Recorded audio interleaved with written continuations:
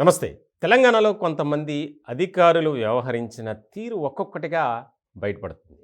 చాలా షాకింగ్ విషయాలు బయటకొస్తున్నాయి. ముఖ్యంగా ప్రభుత్వంలో చాలా కీలకమైనటువంటి హోదాలో పనిచేశారాయన. ప్రభుత్వ ప్రధాన కార్యదర్శిగా ఉన్నటువంటి సోమేష్ కుమార్. ఆయన చేసినటువంటి అక్రమాలు, అవినీతి ఒక్కొక్కటిగా బయటకు వస్తున్నాయి.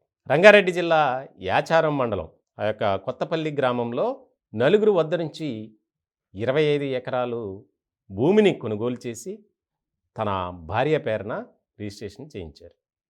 కోట్లాది రూపాయల విలువైనటువంటి భూములను చాలా చౌకగా కొనేశారు. ఇక్కడ చాలా ఆసక్తికరమైనటువంటి పరిణామం ఒకటి ఉంది.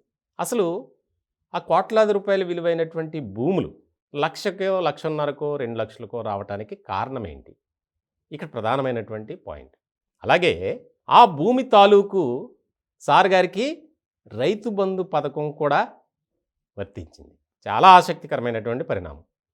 ఈ వ్యవహారం వెనుక ఖచ్చితంగా ప్రభుత్వంలో ఉన్నటువంటి పెద్దలు, అంటే బీఆర్ఎస్ అధికారంలో ఉన్నప్పుడు ఏ రకమైనటువంటి అధికార దుర్వినియోగానికి పాల్పడ్డారనేది ఇది ఒక ప్రధానమైనటువంటి ఉదాహరణగా చెప్పుకోవచ్చు.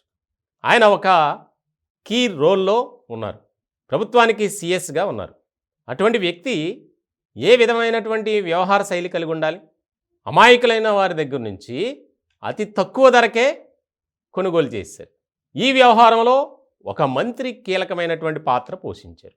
వారిని భయపెట్టో లేకపోతే ఇంకా ఏదో చేసో అక్కడ స్థానిక నేతల ద్వారా ఇదంతా జరిగింది. ఇప్పుడు ఒక్కొక్కటిగా బయటపడుతుంది.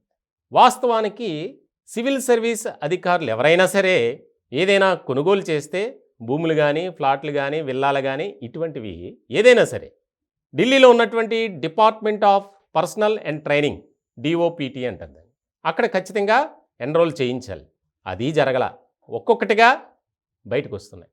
ఈ 25 ఎకరాలకు సంబంధించి రైతు బంధు పథకం కూడా వచ్చిందంటే ఏ రకమైనటువంటి అక్రమాలు, అవినీతి జరిగిందో స్పష్టంగా అర్థం చేసుకోవచ్చు.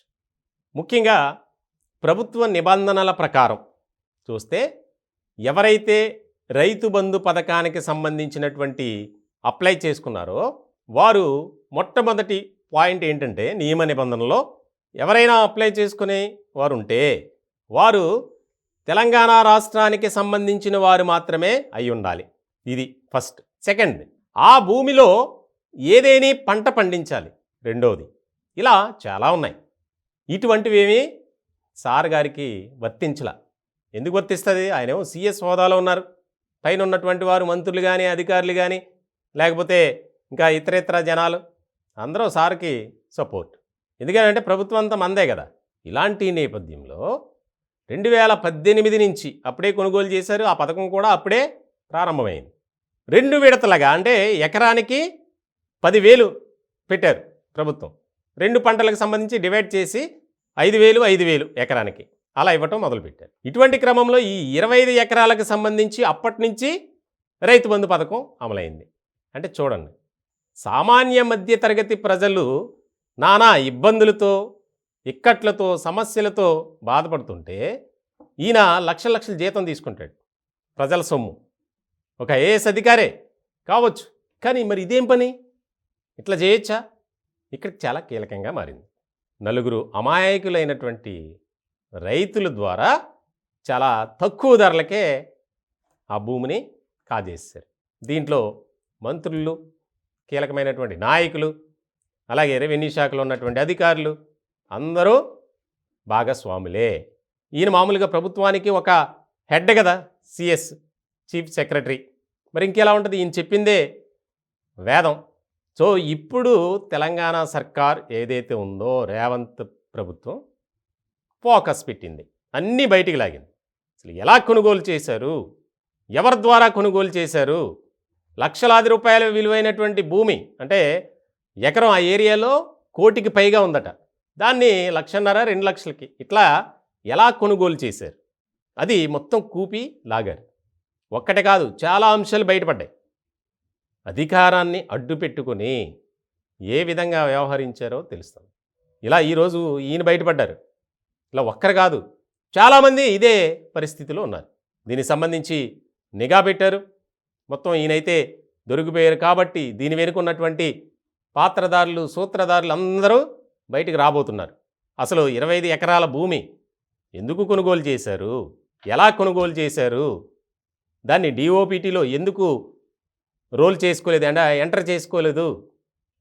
ఇవన్నీ చాలా కీలకమైనటువంటి పరిణామాలుగా మారబోతున్నాయి. సోమేష్ కుమార్కి ఎవరు సహకరించారు? ఈయన వెనుక ఉన్నటువంటి ప్రధానమైన వ్యక్తి ఎవరు? ఆల్రెడీ అన్నీ లాగారు. వారిని కూడా విచారించే పనిలో రేవంత్ సర్కార్ ఉన్నట్లు తెలుస్తుంది. మొత్తానికి ఈ వ్యవహారంలో ఇంకా చాలామంది పేర్లు బయటపడతాయి. ఇప్పటికే తెలంగాణలో చాలా కొన్ని ఆశ్చర్యకరమైనటువంటి సంఘటనలు జరిగాయి. ఆదాయానికి మించిన ఆస్తుల కేసులో హెచ్ఎండిఏ మాజీ డైరెక్టర్ బాలకృష్ణ దొరికారు. ఈ కస్టడీలో ఇంకా ఇవాళ కస్టడీకి తీసుకున్నారు. 8 రోజుల కస్టడీలో సార్ చాలామంది పేర్లు చెప్తారు ఖచ్చితంగా. ఒక అధికారి అయ్యుండి కోట్లాది రూపాయలకి ఎలా పడగలెత్తాడు అనేది ఇక్కడ కీలకంగా మారింది. చాలా ఇంపార్టెంట్ ఇష్యూస్ బయటకు వస్తున్నాయి. ఎవరిని కూడా ఉపేక్షించొద్దు, ఎవరిని కూడా టాలరేట్ చేయొద్దు. అన్యాయం కానీ, అక్రమాలు కానీ, అవినీతికి పాల్పడితే జైల్లో వేయటమే, కేసు పెట్టండి అంతే అని చెప్పి ముఖ్యమంత్రి రేవంత్ రెడ్డి ఆదేశాలు జారీ చేసినటువంటి నేపథ్యంలో ఐఏఎస్ లేదు, ఐపీఎస్ లేదు, ఎవ్వరూ లేదు. అందరూ వణికిపోయే పరిస్థితి కనిపిస్తోంది.